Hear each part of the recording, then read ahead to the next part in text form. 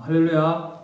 네, 오늘도 이 자리에 안전하게 인도해 주셔서 예배 드릴 수 있게 하신 하나님께 감사드리고, 또 일주일 동안 여러분들을 무사하게 또 가정이나 학교에서 지켜주시고, 또 주일날 교회에서 친구들과 선생님들과 만나서 이렇게 예배 드릴 수 있게 하신 하나님께 감사드립니다.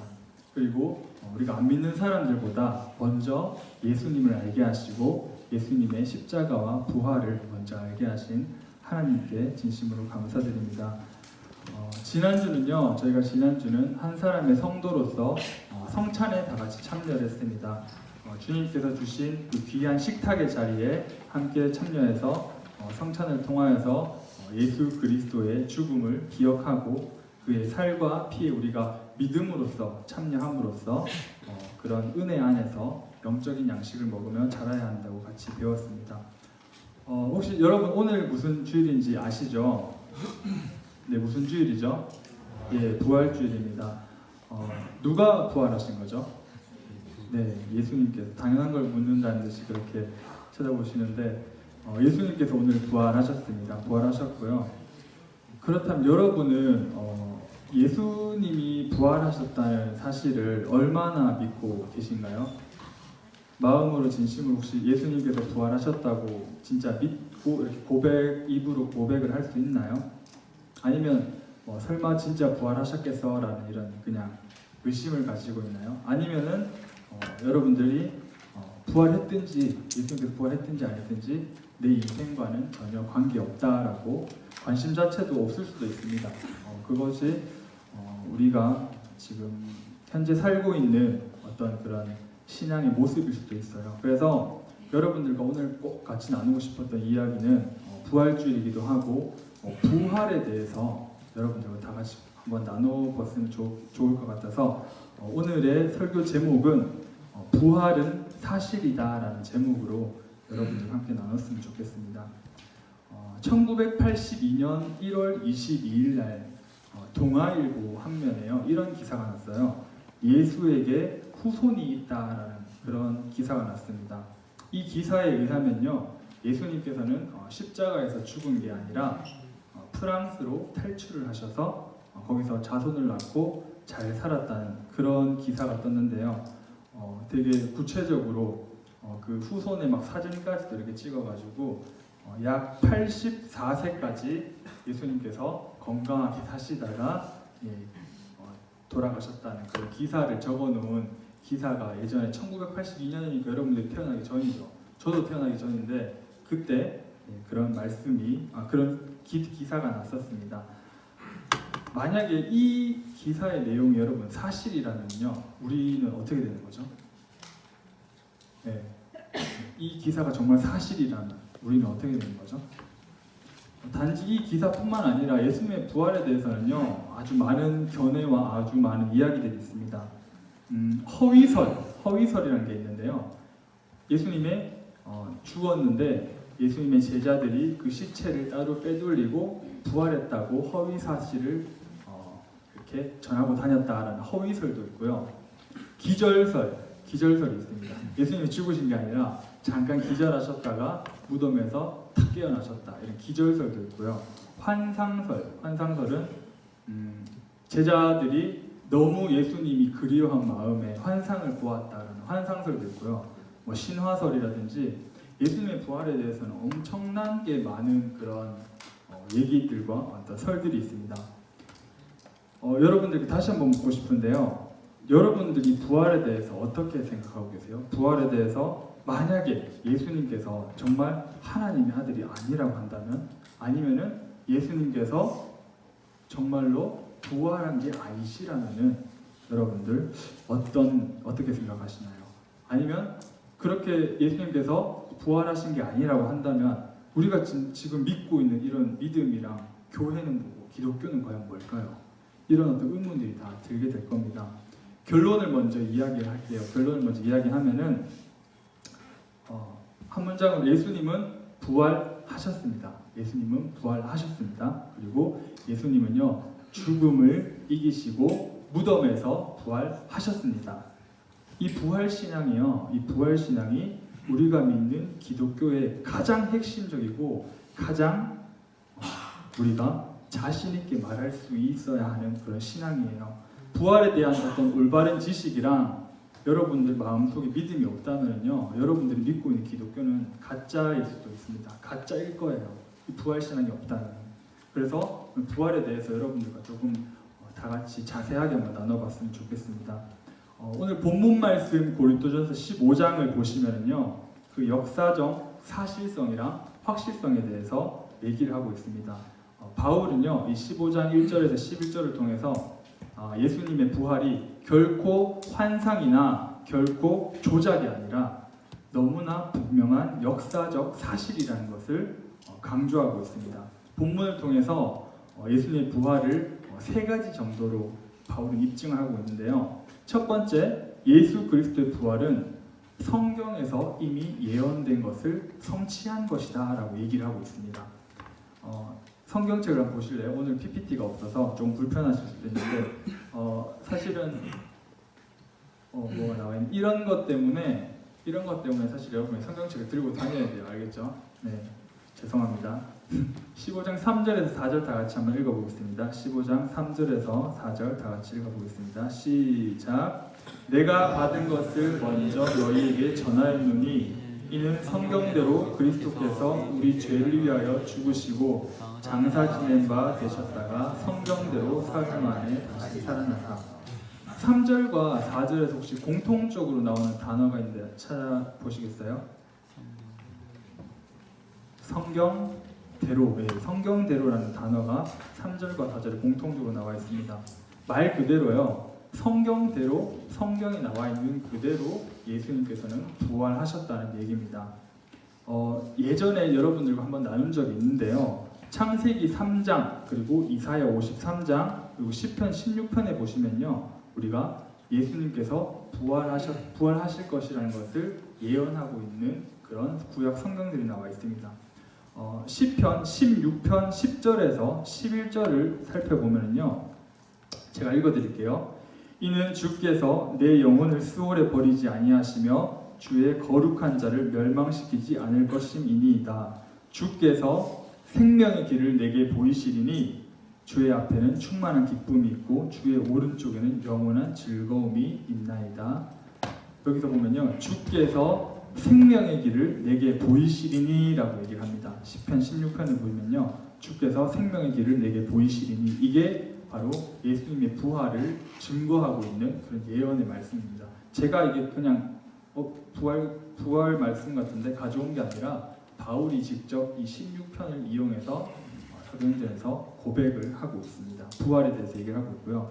창세기 3장 15절을 또 보시면요, 예전에 그 아담 얘기할 때 하나님께서 뱀에게 저주하던 장면이 있습니다. 그 구절을 보면요, 3장 15절인데요. 내가 여자와 원수가 되게 하고 내 후손도 여자의 후손과 원수가 되게 하리니 여자의 후손은 내 머리를 상하게 할 것이요 너는 그의 발꿈치를 상하게 할 것이니라 하시고, 요 구절도요, 뱀이 의미하는 건요, 사탄, 마귀 그리고 죽음을 의미합니다. 죽음을 의미하고, 여자의 후손은 예수님을 의미합니다. 예수님께서 여자의 후손이 내 머리를 상하게 할 것이요 라는 의미는 예수님께서 죽음을 이기시고 짓밟고 승리하시고 부활하신다는 것을 이 창세기부터 얘기를 하고 있는 겁니다. 이 외에도요, 이사야 53장이나 여러 성경에서 예수님께서 부활하실 것이라고 분명히 예언을 하고 있습니다. 예수님의 부활이요, 단지 그냥 그리스 신화나 아니면은 뭐 단군 신화처럼 그때 뭐 이렇게 만들어낸 이야기들이 아니라 역사적 사실이라는 것을 이미 성경에서부터 얘기를 쭉 하고 있습니다. 예수님께서 하나님의 아들이시고요, 예수님께서 그리스도라는 사실은 분명하게 사실입니다.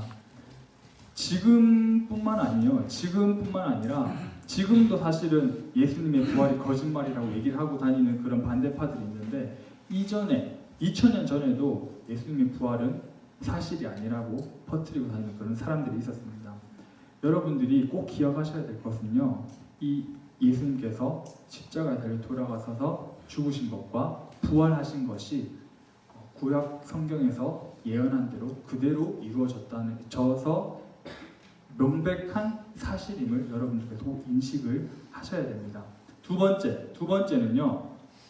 예수 그리스도의 부활을 목격한 수많은 증인들이 존재하고요. 더구나 그들 가운데 상당수가 존재한다라고 바울은 15장을 통해서 얘기를 하고 있습니다. 다시 한번 성경을 보시고 고린도전서 15장 5절에서 8절을 다 같이 한번 읽어볼까요? 15장 5절에서 8절을 다 같이 한번 읽어보겠습니다. 시작. 게바에게 보이시고 후에 12 제자에게와 그 후에 500여 형제에게 일시에 보이셨나니 그 중에 지금까지 대다수는 살아있고 어떤 사람은 잠들었으며 그 후에 야고보에게 보이셨으며 그 후에 모든 사도에게와 맨 나중에 만삭되지 못하여 난 자 같은 내게도 보이셨느니라. 아멘. 이 성경을 그대로 읽어보면요. 게바는 여러분 베드로입니다. 게바는 베드로고요.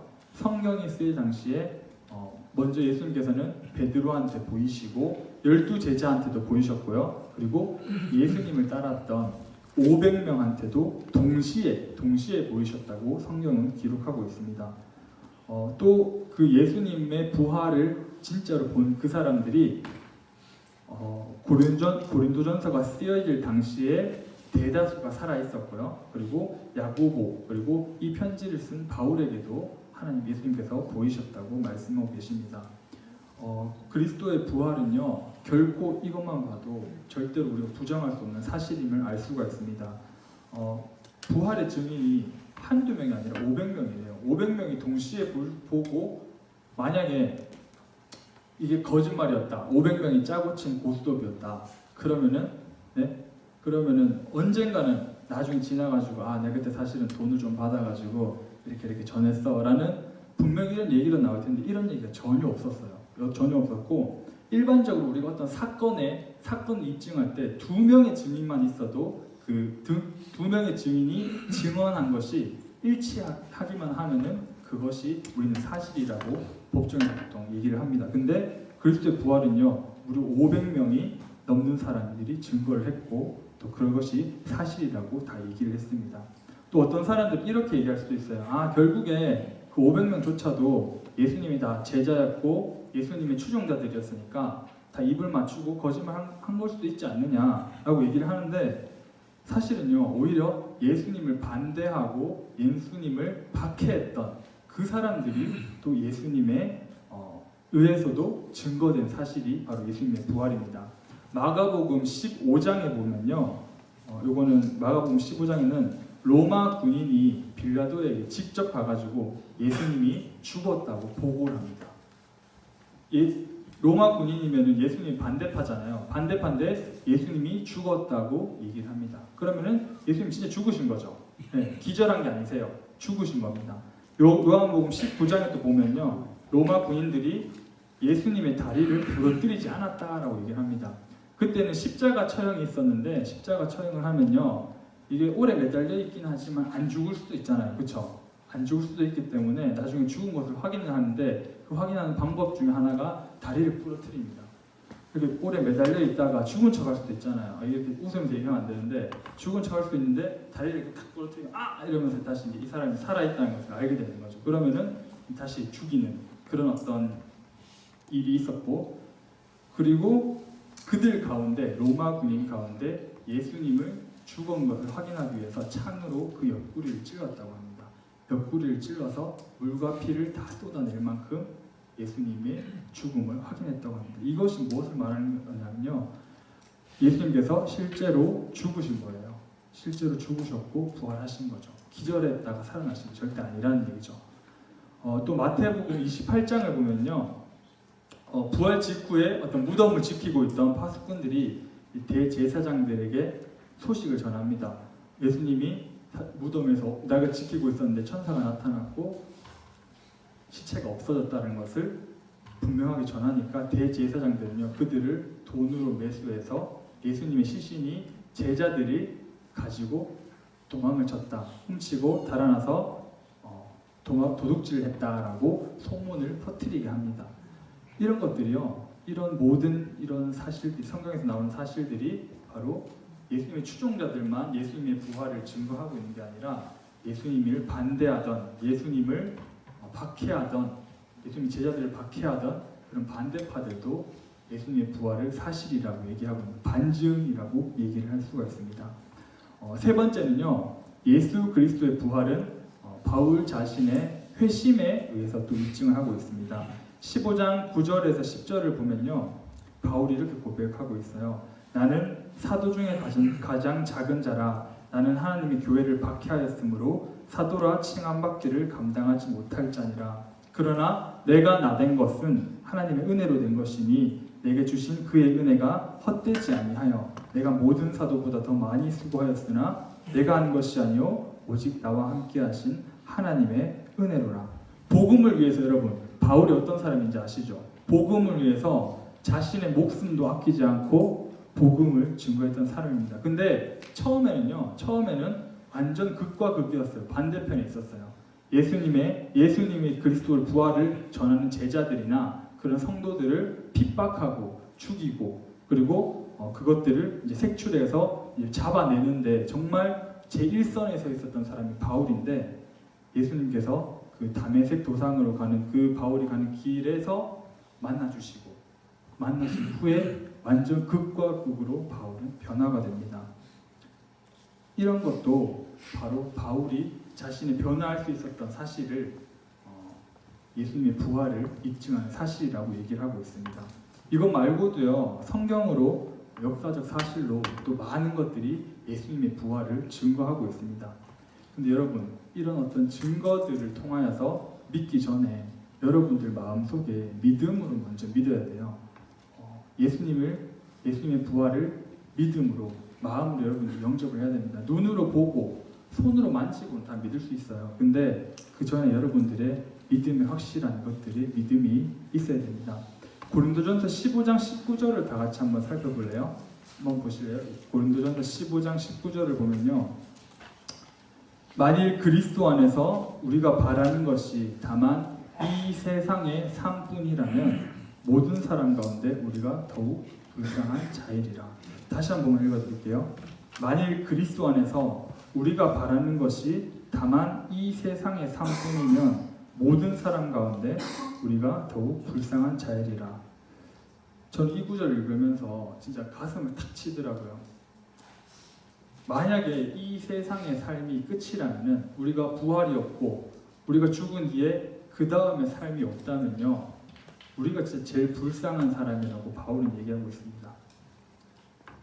저 보세요. 저 지금 여기 나와서 뭐 하는 짓이에요? 네? 여러분 앞에서 부활이 없고 이게 거짓말이라면 제가 여러분 앞에 뭐 하는 짓입니까? 이게 힘들게 여러분 앞에서 나와서 뭐 하고 있는 거예요? 이게 선생님들 보세요. 여러분 옆에 앉으신 선생님들 보세요. 직장 다 가지고 계시고 번듯한 직장 다 가지고 계시는데 굳이 주일날 나와서 뭐 하는 겁니까 이게? 여러분들도 그래요. 여러분들도 주일 예배 왜 나오는 거예요? 차라리 그냥 공부하시고 예? 취미생활 하고 놀러 가고 마음대로 살지 왜 주일날 나와서 예배 드리고 뭐 하는 거예요? 그렇죠? 정말 우리가 이 부활이 없다고 한다면요, 예수님의 부활이 거짓말이라고 한다면은 우리가 제일 불쌍한 사람들이에요. 우리는 정말 어떻게 보면 제일 불쌍한 사람들이에요. 이거 말고도 바울이나 베드로, 정말 죽음을 두려워하지 않고 순교했던 사람들, 주기철 목사님, 정말 예수님을 위해서 목숨을 바치고 정말 두려워하지 않았던 그 사람들 뭐예요? 미친 거예요? 아닙니다. 부활이라는 소망이 있었기 때문에 이분들은 죽음 앞에서도 의연할 수 있었던 겁니다. 여러분들에게 한번 부탁드리고 싶은 건요, 믿으려면은 제대로 한번 믿어보시기 바랍니다. 우리한테요, 부활 소망이 없다면은 우리의 믿음은 헛되고요, 교회도 헛되고요, 기독교도 다 헛됩니다. 예수님께서 우리의 죄를 위해서 십자가에 달려 돌아가신 것은 사실입니다. 그리고 예수님께서 십자가에서 죽음에서 부활하신 것도 사실입니다. 그리고 구원의 완성을 이루시기 위해서 다시 예수님께서 오시는 것도 여러분 사실입니다. 이걸 알면요, 마음대로 살 수 없어요. 내 마음대로 그냥 살 수 없습니다. 절대 그렇게 살 수 없어요. 여러분들께서 이 끝까지 예수님께 다시 오실 예수님을 기대하면서 부활 소망을 꼭 기대하면서 살아가는 여러분이 되기를 간절히 바랍니다. 사실은 이것보다 더 중요한 건 하나도 없어요, 여러분. 인생을 살면서 이것보다 더 중요한 것은 하나도 없습니다. 대신에 우리는 마음이 너무나 약하고 믿음이 너무나 약하기 때문에 항상 구해야 되죠. 성령 하나님한테 우리의 믿음을, 연약한 믿음 돌봐달라고, 우리의 마음과 생각과 정신을 변화시켜달라고 항상 기도하고 항상 간절히 바라야 됩니다. 이런 부활에 대한 바른 지식과 어떤 확실한 믿음이 여러분들 생에 꼭 찾아오기를, 그리고 그런 예수님을 여러분들이 꼭 만나기를, 그리고 그 부활 소망을 가지고 꼭 하루하루 살아가는 그 고등부가 되기를 예수님의 이름으로 소망합니다.